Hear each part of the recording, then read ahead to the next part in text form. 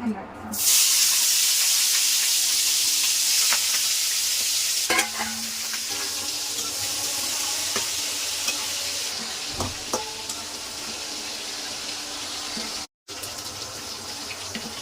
এখন পেঁয়াজ দিয়ে দিলাম, আগে থেকে এগুলো ভেজে নিচ্ছি। হ্যালো ভিউয়ার্স, আসসালামু আলাইকুম। কেমন আছেন আপনারা সবাই? আলহামদুলিল্লাহ আমি ভালো আছি। আজকে আমি স্পেশাল একটা রান্না করবো।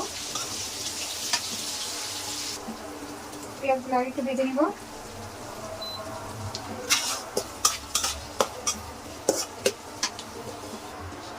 এখন আমি রসুনগুলো দিয়ে দিব। রসুন একটু বেশি দিব।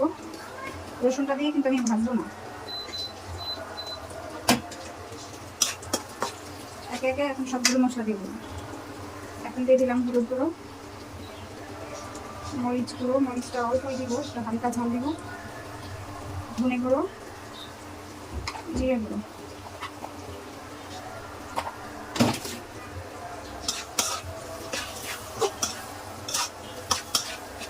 মশলাটা কষানো হয়ে গেলে তারপর আমি লতি দিয়ে দেবো। আজকে আমি লতি চিংড়ি রান্না করবো।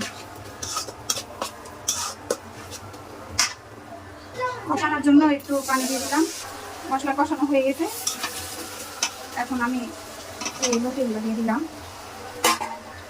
লতিটা আমি মশলার সঙ্গে একটু ভালো মিশিয়ে দিব। লতি চিংড়ি খুবই পছন্দের আমার মেয়েদের, এবং বানাবো।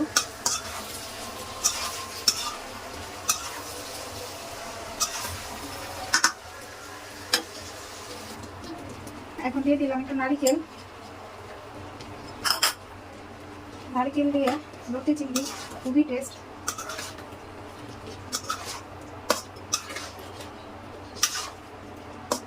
এটাতে আর পানি দিব না, অল্প আঁচ দিয়ে আস্তে আস্তে হাতে হাতে সিদ্ধ হয়ে আসবে।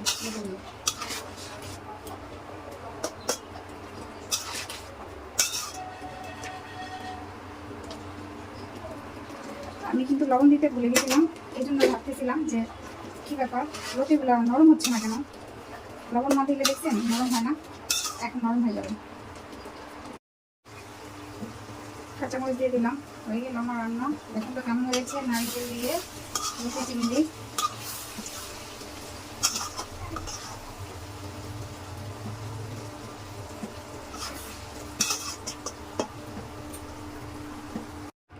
কেমন হয়েছে বলেন তো, লতি চিংড়ি, নারকেল দিয়ে লতি চিংড়ি।